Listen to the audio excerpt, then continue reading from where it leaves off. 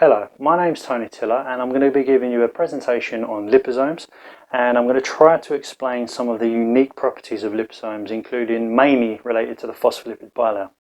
But first, just to give you a brief history, liposomes were discovered in 1964 by Alec-Bangham, who was a British hematologist, and the research on liposomes moved from being focused on using liposomes as model cell membranes, to really being discovered as effective drug delivery systems.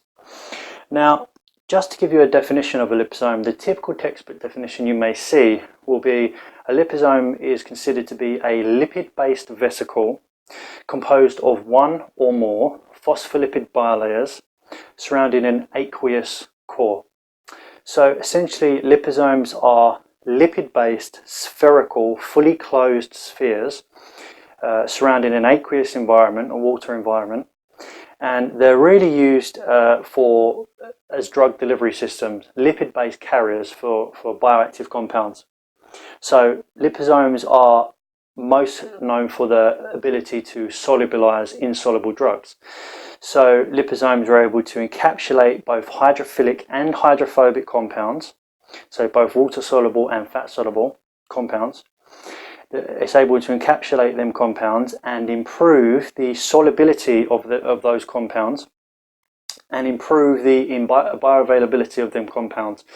What this means is the liposomes are able to allow the compounds to either penetrate the gastrointestinal mucosa and penetrate the enterocytes, the epithelial lining of the gastrointestinal tract, get past them cells and increase the concentration of the bioactive in the bloodstream, and also increase the retention time of that bioactive compound in the bloodstream too, regarding oral liposomes. And of course, intravenous liposomes again are able to increase the concentration of the drug in the system and increase the concentration time, retention time of the drug in the system too. Both of these parameters are known as the Cmax and the area under curve, and the liposomes really focus on improving both of them parameters. But not just that, liposomes are also effective at reducing some of the toxicity related with some bioactive compounds, so it can reduce the side effects profile. So liposomes are really considered to be quite versatile lipid-based carriers for many different types of bioactive molecules. And the applications for liposomes, as I've said before, started off as model membranes. So liposomes are made from the same material as our cell membranes and are essentially mini cells.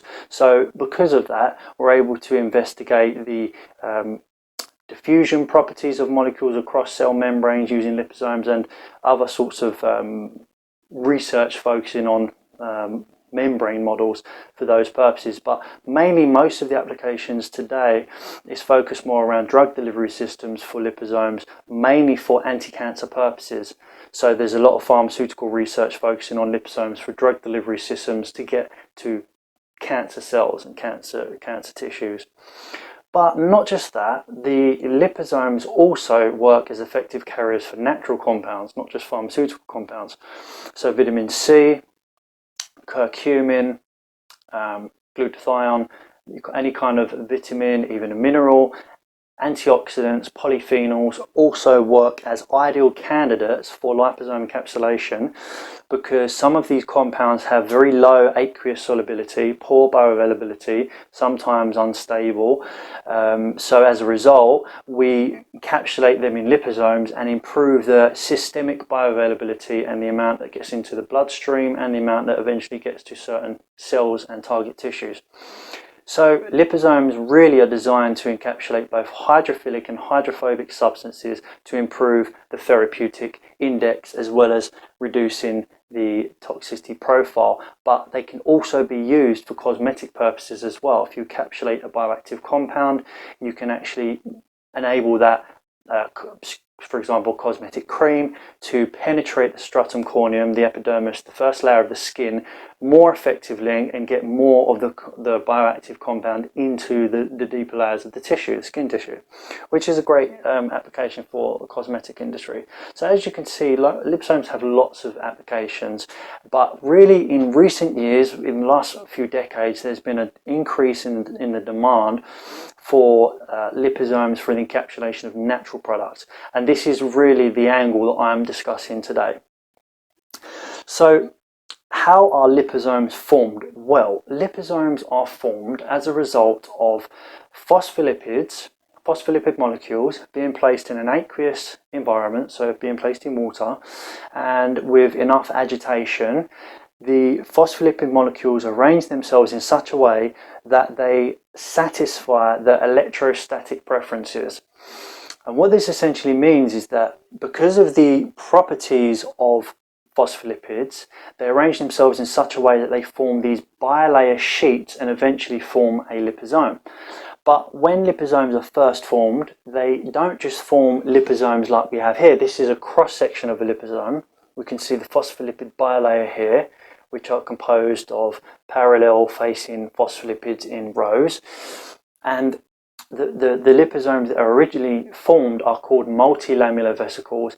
So what essentially happens is you end up with a liposome with a phospholipid bilayer within a liposome.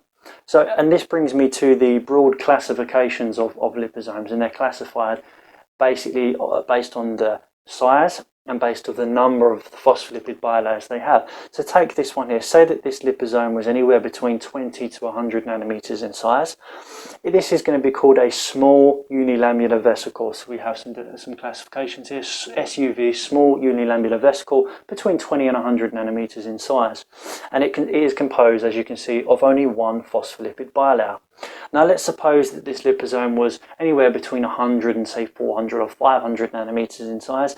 Now we're talking about a large unilamellar vesicle. This is now going to be called a large unilamellar vesicle. And if this was a liposome which had a liposome within it, so we have one phospholipid bilayer, which is obviously a unilamellar vesicle, and the lamellar just refers to the amount of phospholipid bilayers. So we have uni, meaning one phospholipid bilayer. If we had two phospholipid bilayers, so we have another one in here, kind of like a Russian doll effect, then that's called a multilamellar vesicle. And the multilamellar vesicles are typically the types of liposomes that are formed, first of all, when phospholipids are mixed with an aqueous medium. Now, to get to smaller sizes, I don't want to go into too much detail about this because it's really would be beneficial for another lecture. But just understand that to go from the MLV, which is the liposomes within liposomes, which are generally formed as a result of phospholipids being in contact with an aqueous medium with some agitation, we need to downsize these liposomes so that we get smaller liposomes, because the reason for that is that the large multilamellar vesicles, although they are more effective at carrying fat-soluble compounds, they have a higher loading capacity for lipophilic compounds because of the extra phospholipid bilayer. We'll get into that shortly.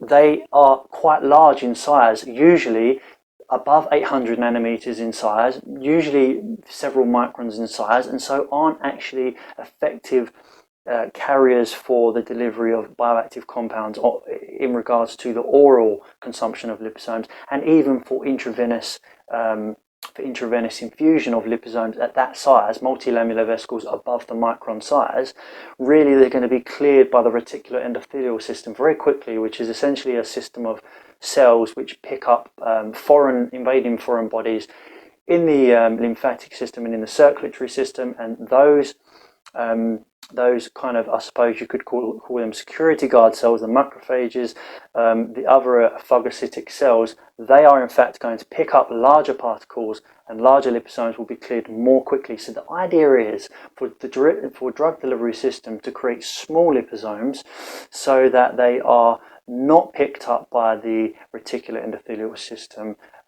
as quickly, and as a result of that, they will stay in the bloodstream much longer and will be able to interact with other cells that they can deliver their bioactive compounds to.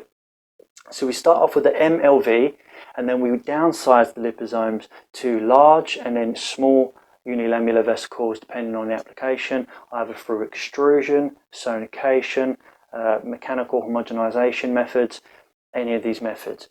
I won't go into any more detail on that, but just understand that there are the broad classifications of liposomes are small unilamellar vesicles, large unilamellar vesicles, and multilamellar vesicles. And we do also tend to see multivesicular vesicles, which are essentially liposomes. They're essentially liposomes within liposomes, so you'll see lots of smaller liposomes with their own phospholipid bilayers inside a larger liposome, and this is a multivesicular vesicle, but we don't see much of them.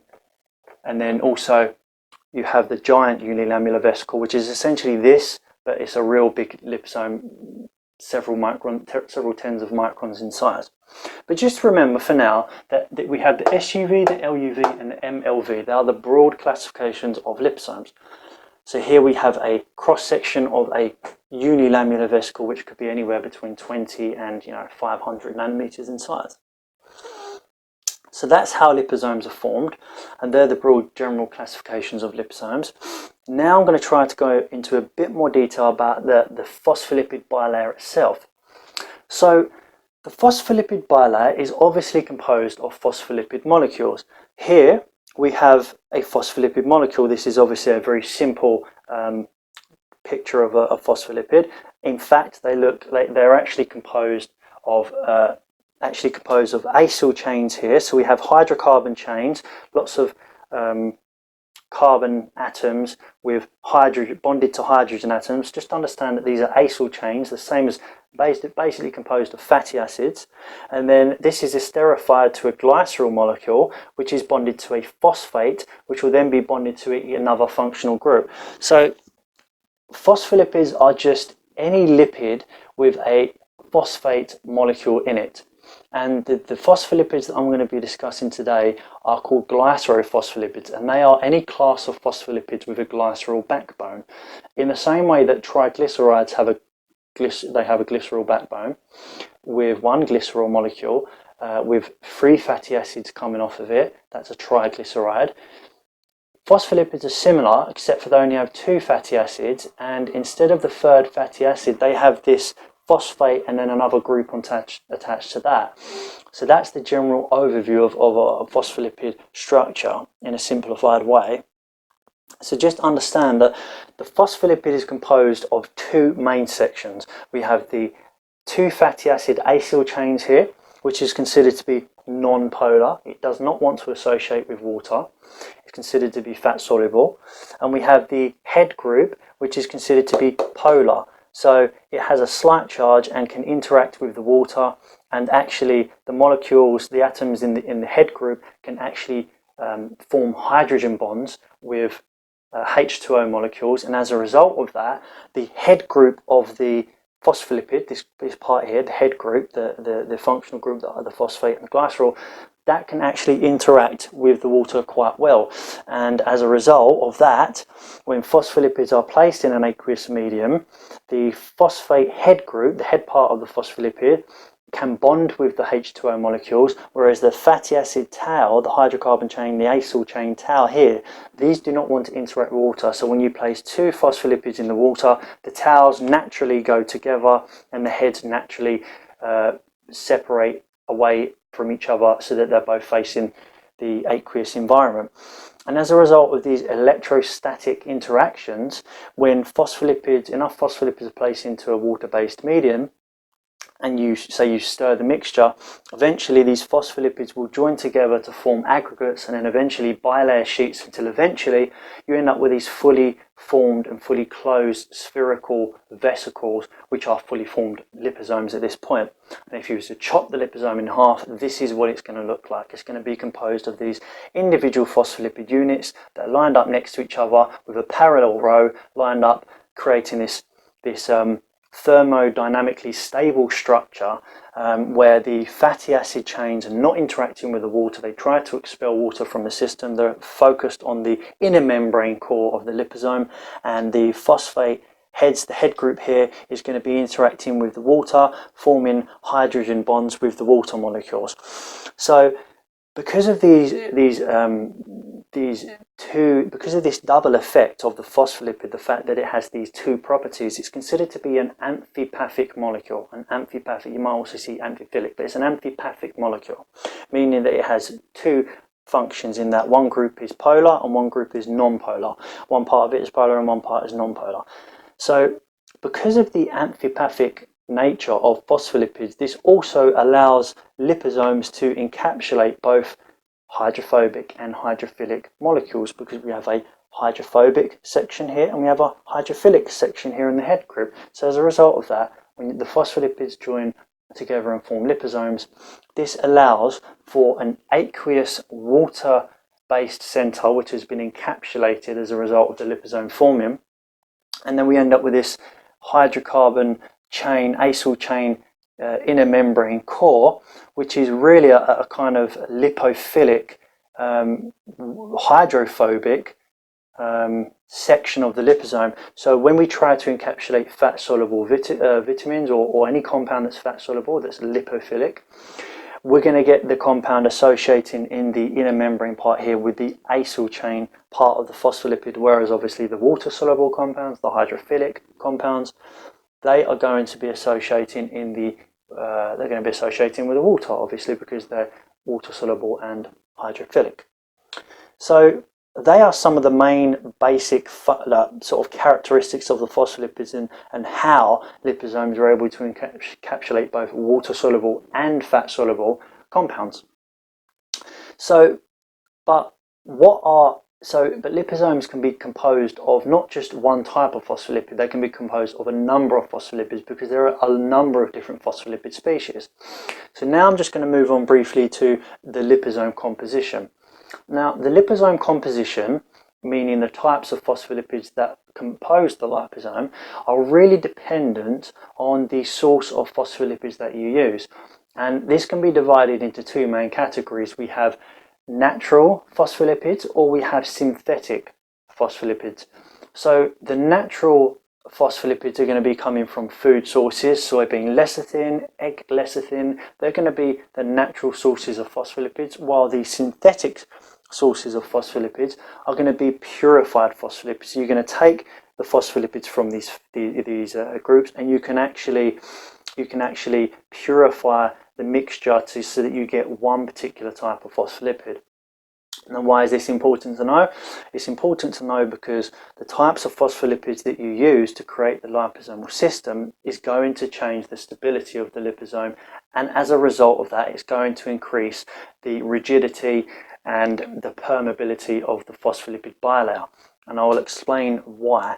So let's just first understand that if we take soybean lecithin as a source of phospholipids, which is a natural source of phospholipids, natural phospholipids, we are going to get a heterogeneous mixture of phospholipids containing phosphatidylcholine, phosphatidylethanolamine, phosphatidylinositol. We're going to get some plant sterols from that. We'll get maybe even get some carbohydrates, some fatty acids. We may get some tocopherol, some vitamin E.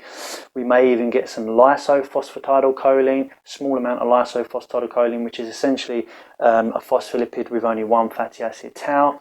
And we're going to get these mixture of these different types of phospholipids. And there are pros and cons to using these phospholipids for the formation of liposomes. Now, say we wanted to study a liposome with a very specific characteristic, it's going to be difficult to do that with natural phospholipids because the range of phospholipids are so broad that you're going to get different characteristics of each phospholipid.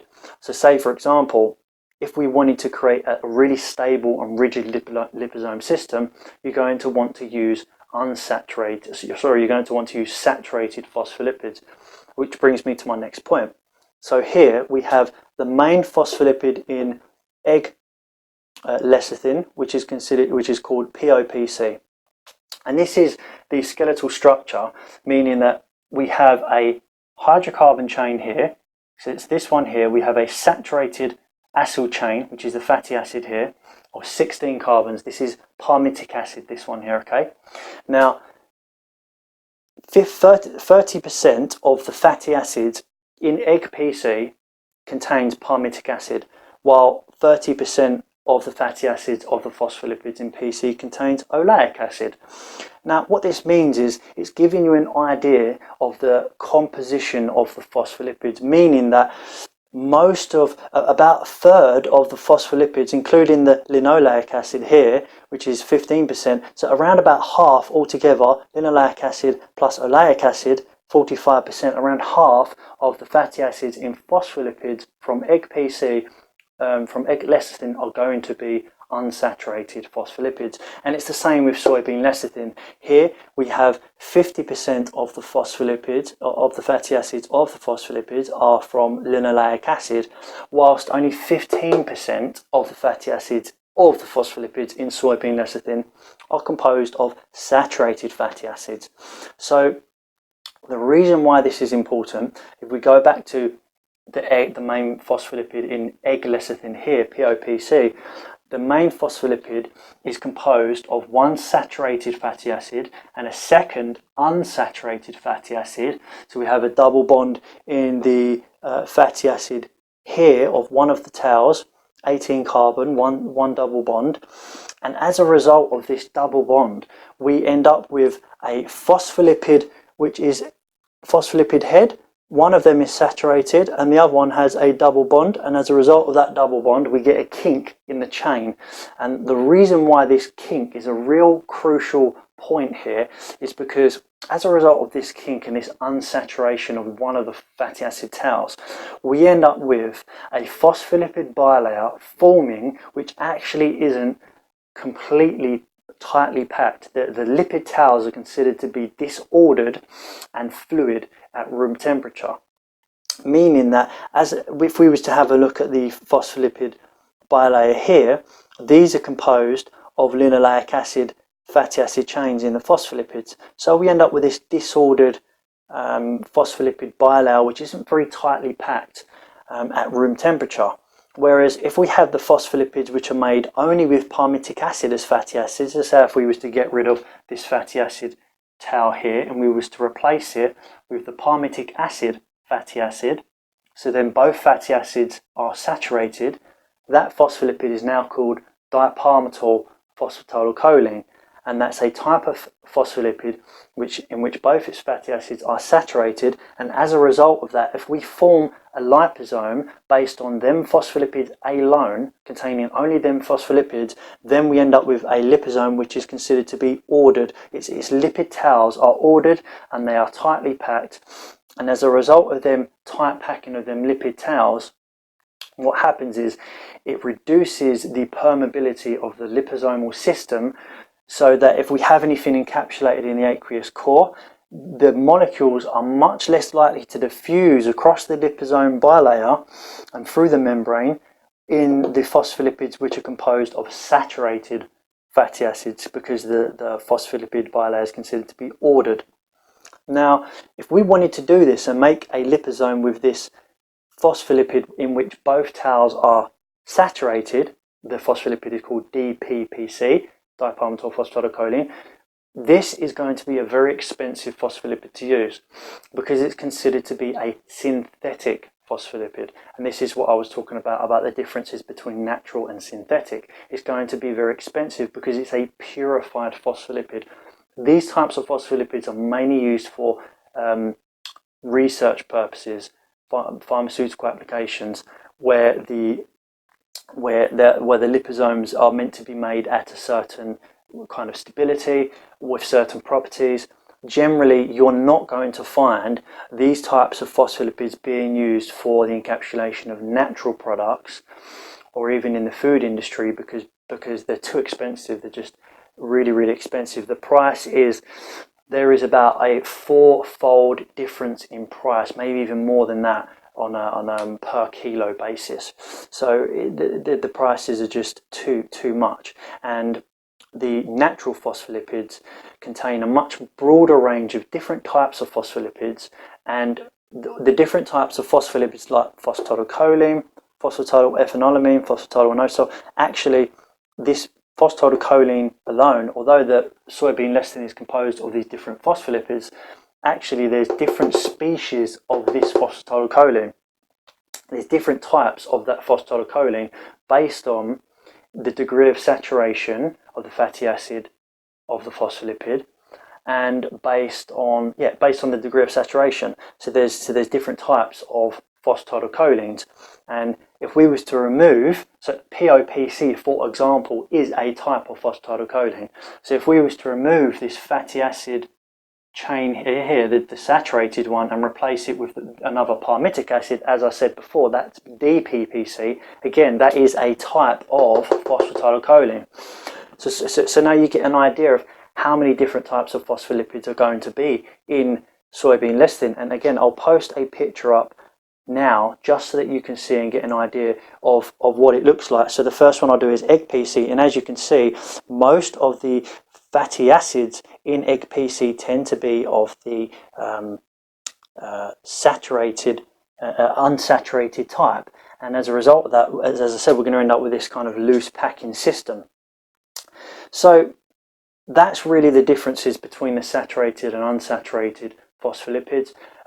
There's a little more detail in that, such as the transition phase, and I won't go into these details because it's going to be too much of a long video, but just understand that the types of phospholipids you use are going to change the properties of the liposome itself, either by changing how tight the liposome membrane is and how much the molecules can diffuse out of it, but also it's going to change the size. So unsaturated phospholipids tend to be able to create smaller liposomes as a result of there being more space between the phospholipid heads, and because they're more fluid, actually sometimes you can form smaller liposomes. So there are pros and cons to both, and there's really a lot more detail than I've explained. So just to summarize now, the phospholipids that make up liposomes are considered to be amphipathic. They have polar and non-polar properties. As a result of them properties, when they placed in water, they form bilayer sheets and eventually form liposomes. Liposomes can be composed of a number of different phospholipid bilayers, and they can be different sizes, and depending on the application, you want to have either one phospholipid bilayer or you can have numerous phospholipid bilayers, but it depends on the application. Liposomes are composed of different phospholipids, different phospholipid species. The fatty acid chain really does affect the stability of the liposomal system, and also the price and cost of the phospholipids. And liposomes really are considered to be unique lipid-based carriers designed to encapsulate both hydrophilic and hydrophobic substances. And really, that's all I'm going to cover today. There's a lot more information I could go over, but just understand that to understand how a liposome works, you need to understand some of the properties of the phospholipids, and including the head group, which can change whether it's phosphatidylcholine, phosphatidylethanolamine, this extra bit, the choline or the ethanolamine. That little bit on top of the phospholipid will also change the surface properties of the liposome, can affect the charge. So just understand that to understand the liposomal system, you really need to understand the phospholipids and the types of phospholipids used, because they will change the size, rigidity, the permeability of the liposome, and of course the stability. So just to give you a little summary there, that's the lecture covered. We've gone through some definition and history. We've gone through the fact that liposomes are effective drug delivery systems. We've gone through some of the applications, and I've gone through some of the great characteristics that liposomes has, that you can use them for effective drug delivery systems. And so I hope you enjoyed the video. I hope it wasn't too technical and too in-depth, and I hope I didn't move too quickly through the topics. Obviously I'm limited because I want to get a video done in a certain amount of time, but please leave any feedback and comments, and if you'd like me to do a video including one aspect of this and to go into a bit more detail, then I'll be happy to do that. But all I can say for the minute is just keep researching, keep learning, and thank you for listening.